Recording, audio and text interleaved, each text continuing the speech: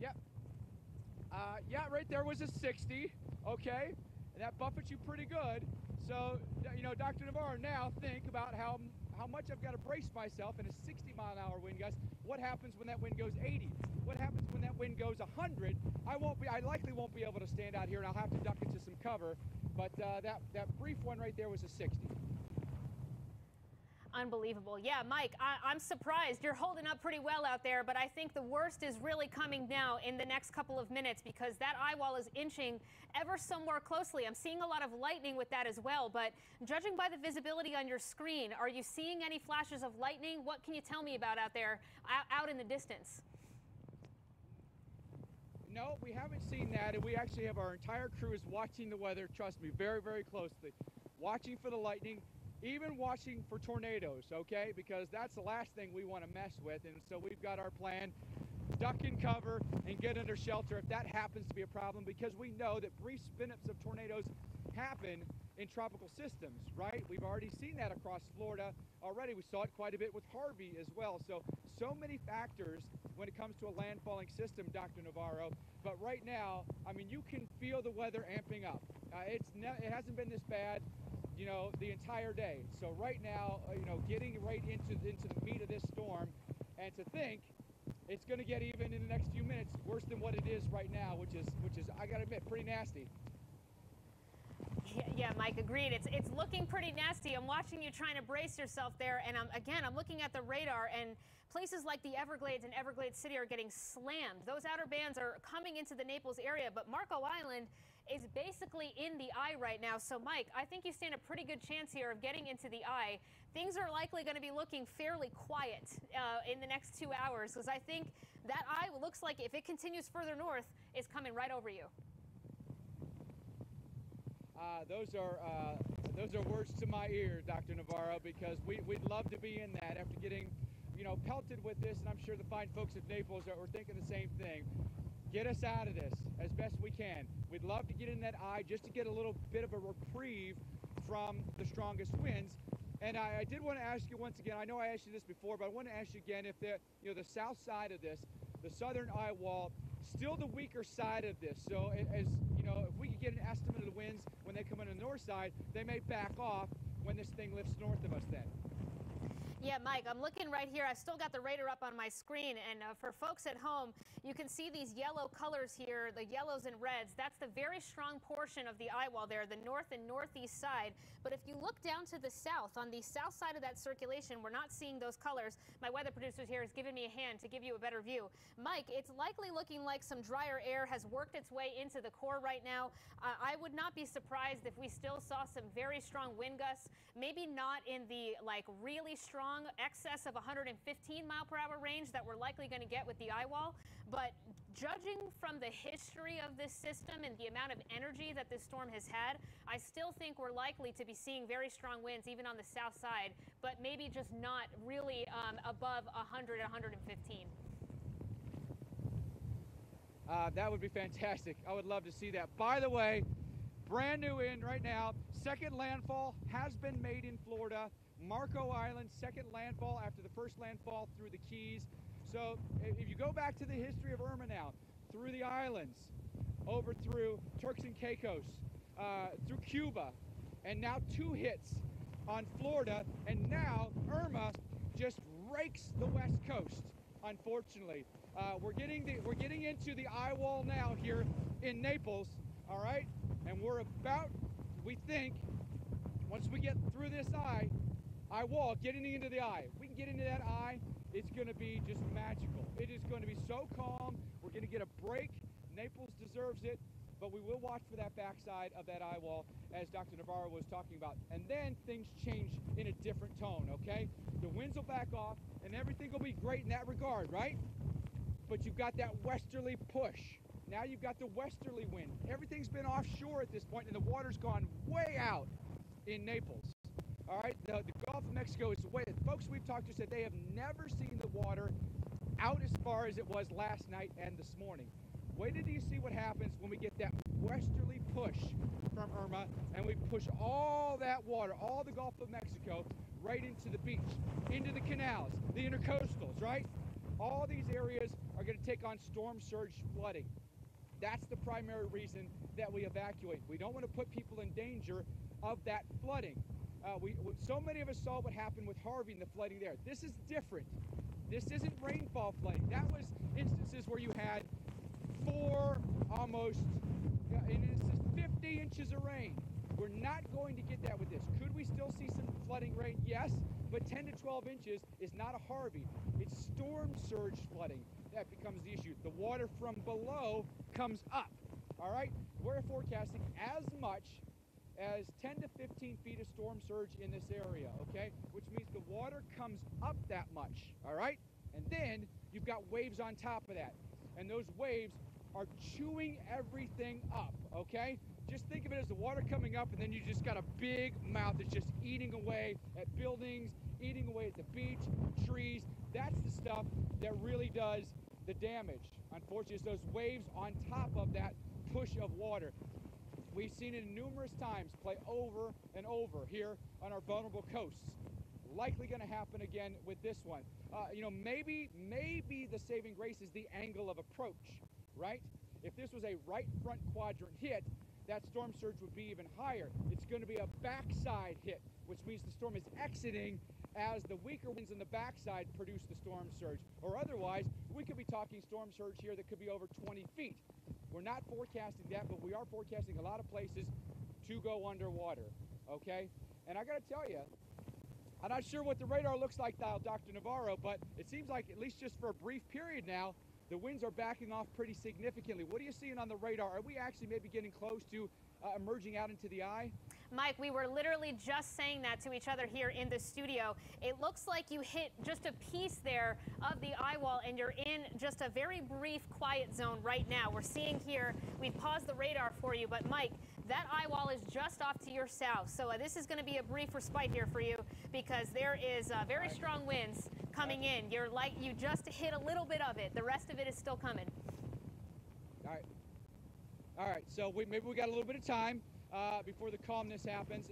We'll brace for that. I'm gonna throw the anemometer back into cover there so that thing doesn't get waterlogged.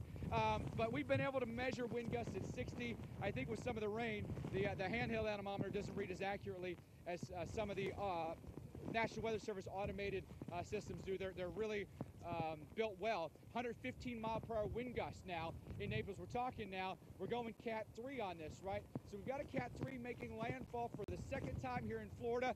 Second landfall in Marco Island after making landfall this morning, Cudjoe Cove in the Keys. And the winds now becoming quite fierce, and maybe now getting into the real heart of the eye wall on the north side of this hurricane. And I still have to say, as bad as it is out here, and this is some rough weather, I love to see that we still have a lot of trees standing. I'm wondering if we now start to get some gusts that'll go even higher than what we've experienced, that maybe some of these trees aren't going to be there after a while. I see a stop sign that's going down here potentially.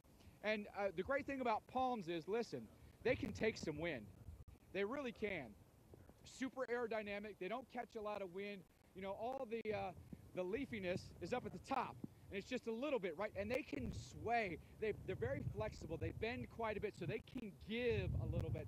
Whereas unlike you get some other trees, you know, like some live oaks, or maybe you've got some banyans, right? These are a little sturdier, right? They don't sway so much, and they have big leafy canopies. They catch a ton of wind. It's basically like putting a parachute on top of a tree, and then it catches all that wind, and it makes them top heavy, and over they go. That's why you see a lot of trees uprooted in really strong hurricanes.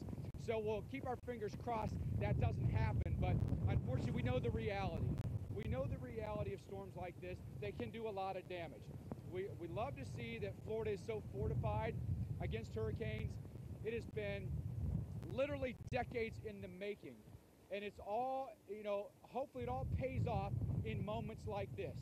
You know, it's been a while since we had something this significant, especially on the West Coast, that will affect this amount of people, something this size. But you hope that all the hard work, all the preparation, all the engineering, all the money spent, it's all worth it, because let's admit it, So many of us across America love to come down here to Florida for our gorgeous weather most of the year, for the gorgeous beaches. It's paradise most of the year, right?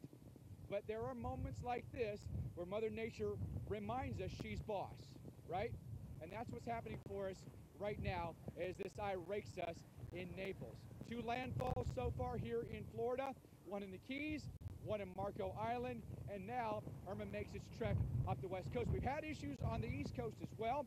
Big water coming in to places like Miami. We've had some flooding there. We've had a pretty strong onshore flow there, and all the water levels are higher there. We're going to get that here on the west coast, but not with the initial punch of Irma. It'll be after Irma's initial highest winds and the front side go by. You'll get the winds on the backside that come in from the west, and that will cause the storm surge. So a lot of times what happens with hurricanes, you'll get the wind and the surge that happens simultaneously, Dr. Navarro. I find it interesting with this one is that it all happens not necessarily after the fact, but at the tail end, the surge happens, not at the time the winds happen. Yeah, Mike, that's right. We're likely going to be seeing a lag between the strongest winds and that storm surge of about 2 hours. So the heavy winds will come in, they'll move through, and people might think, oh, it's over. That's not the case, because then the water will begin picking up. So we're going to see right on that southern end of the circulation, those winds are going to shift direction. We got that onshore flow, and you're absolutely right. Then we'll see the things picking up even after the center of circulation has passed. You can see just how much Is our forecast, Dr. Navarro, still up to 15 feet of surge in this area? Yes, unfortunately, yes. We are still anticipating a 15-foot potential surge in places like Naples and Fort Myers. Yeah, that is rough, because we think that water could go blocks inland. And this is why so many of the counties have zones that they evacuate, because what they end up doing is they model off of previous storms, they model off of forecasting, and basically what they can do is determine how far that surge will come in. They can also model, and I think this is amazing, what kind of power outages can be expected with certain size storms, with certain intensity storms, and certain populations. And there have been a lot of numbers out there, but Florida Power and Light, who has spent nearly $3 billion fortifying the electricity grid through Florida, is estimating that as many as 10 million could be without 10 million people could be without power in the state of Florida. That's about half their population. This is why we have literally tens of thousands of electricity workers on standby, pre-positioned, and ready to go. We've seen them ourselves. They were pre-positioned even along I-75, along Alligator Alley, positioned to get into Miami. They've been positioned in this area to get into Naples and Fort Myers and get into Tampa. So, it's both coasts, too, that we had to initially deal with because we didn't know. Was it going to be a Miami hit? Was it going to be a Naples hit? We just didn't know. Now we know. Now that's become clear, right? And now is that moment where you brace. You always hope that this doesn't happen, but we know the risk when we live along the Gulf Coast, when we live along the East Coast. This is the reality. Come summertime, come early fall, the peak of hurricane season, which is happening today, this is what we deal with, unfortunately. So right now, shelter in place is the call from the EOC here. We spoke with the, oh man, and actually I do see right behind us there's a palm tree that's split. It's still holding on, but there's a palm tree up there that's split, and it's gonna go over here any second. And that's, man, there it is. You said it, Dr. Navarro. You said give it just a couple of minutes. You were right. It's now it's really ripping, and this is the part you fear so much. It happens for just brief minutes. Literally, it'll just happen for minutes. But this is the part of the storm that you fear all the time. Absolutely, Mike. We're looking right now at the radar. We're pulling it up, and that northern band is moving right over you. I know that you're situated along Highway 41. So it's flooding the whole balcony. Like here, That's what's happening to the roads. That's what's happening to the sewer system. In the latest scans, just getting in there. So please be safe. I'm watching you. I'm watching your stance change. I'm hearing those winds coming in. Things are absolutely going to be picking up and likely worsening in the next couple of minutes. Yeah, I wanted to ask you one more thing because I know you're watching this literally minute to minute. Any more lightning in that? Because one thing I don't want to do is put any of our crew in danger of lightning. Is there lightning within that band? Do you think we might need to take some shelter from that? Yeah, Mike, 100%. Smart move here. We are still seeing some lightning being indicated on the radar. It looks, there's still some here. I definitely think this is something you guys should be careful with and watch out for. It's south of you that we're seeing those stronger reflectivity cores coming in. But again, this is still happening on the radar, so please be safe.